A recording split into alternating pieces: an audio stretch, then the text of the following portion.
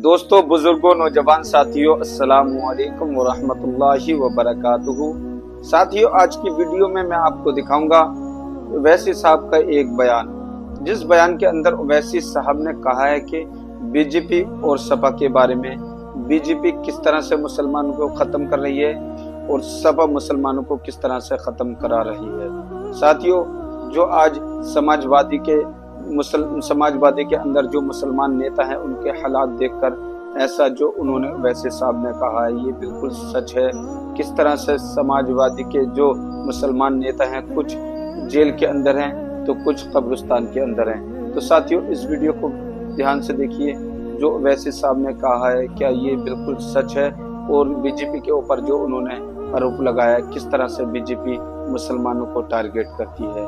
और ये सिर्फ बीजेपी के ऊपर भी नहीं, ये सपा के ऊपर भी लगाया है। तो साथियों, आइए चलते हैं वीडियो के अंदर, देखते हैं ओवैसी साहब का ये बयान। और उत्तर प्रदेश में मुस्लिम अल्पसंख्यक समाज के नेताओं को बनाने की जिम्मेदारी आपकी है। कौन है समाजवादी पार्टी में मुस्लिम अल्पसंख्यक समाज का नेता, बताओ। कोई नाम तुम्हारे जबान पर आता है? हाँ, ये थोड़े बहुत होंगे, कुछ भी होंगे, मगर कहां नेता तुम्हारा? कोई नहीं है। कहां है सब? या तो जेल में है या फिर कब्रिस्तान में सो रहे हैं। बताओ कहां है? बताओ आप। कि जो बरसों से जिन्होंने अपना एक शाही तख्त बनाकर रखा, उसको हम हिला रहे हैं। इनको ये बात पसंद नहीं आती कि आज पल्लवी पटेल पिछड़ा, दलित और मुसलमान की बात कर रही है। मेरे अजीज दोस्तों और बुजुर्गों, मेरी आपसे यह भी अपील है कि बीजेपी 10 साल से नरेंद्र मोदी इस देश के वजीर आजम और प्रधानमंत्री हैं। 2014 में मोदी ने कहा था अच्छे दिन आएंगे। मोदी ने कहा था 15 लाख हर एक के अकाउंट में आएंगे। मोदी ने कहा था कि 2 करोड़ नौकरियां दूंगा।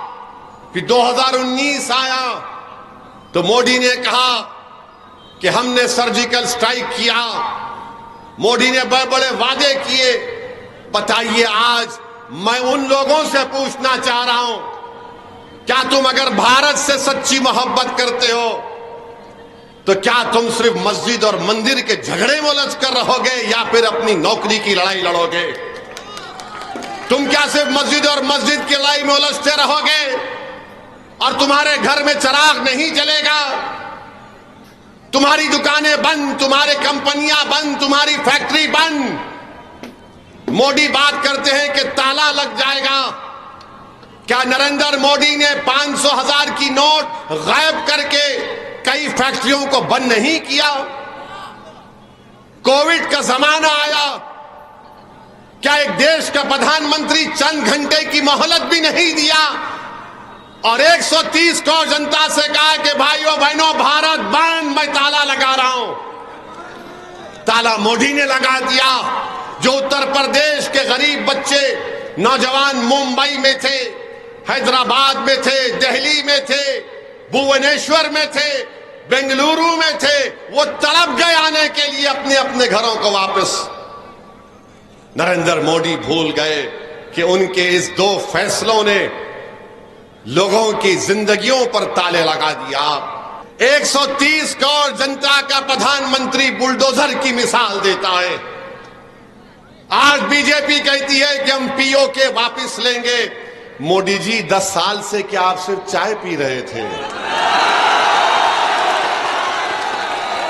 10 साल से क्या आप सिर्फ चाय पी रहे थे? लो पीओके को, हम भी कह रहे लो पीओके को। भारत का टूट हिस्सा है, कौन रोका आपको? मगर आज अमित शाह और मोदी बोलते हैं हम पीओके लेना चाहेंगे। 10 साल से आप क्या कर रहे थे? सच्चाई ये है कि हमारी 2000 स्क्वायर किलोमीटर के ऊपर चीन बैठा हुआ है। लद्दाख में डेप्सांग डेमचाक एक मुकाम है जहां पर चीन की फौज बैठी हुई है और मोदी डेप्सांग डेमचाक का नाम नहीं लेना चाहते। पीओके की बात तो करते हैं, बहुत अच्छा है, मगर ये भी तो बोलो मोदी के चीन को उखाड़ कर फेंक देंगे, हम भारत की जमीन को बचाएंगे, मगर मोदी चीन का नाम नहीं लेते। मोदी ने कहा कि हिंदू बहनों के गले से मंगलसूत्र उतार कर दे दिया जाएगा। मोदी जी, हम गरीब जरूर हैं, मगर हम इतने गिरे हुए नहीं हैं कि किसी हमारे हिंदू बहन के गले से मंगलसूत्र को उतार कर अगर कोई जालिम हमको देता है तो हम उसको कबूल कर ले। अरे हम उस मंगलसूत्र की हिफाजत करेंगे। और मोदी जी, जब आप बात मंगलसूत्र की कर रहे हैं तो जबान मत खुलाओ, बात बहुत दूर तक जाएगी।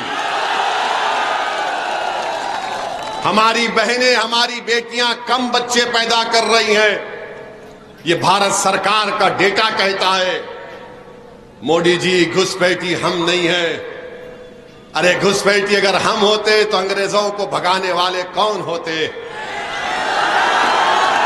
हजरत महल क्या घुसपैठी थी नरेंद्र मोदी?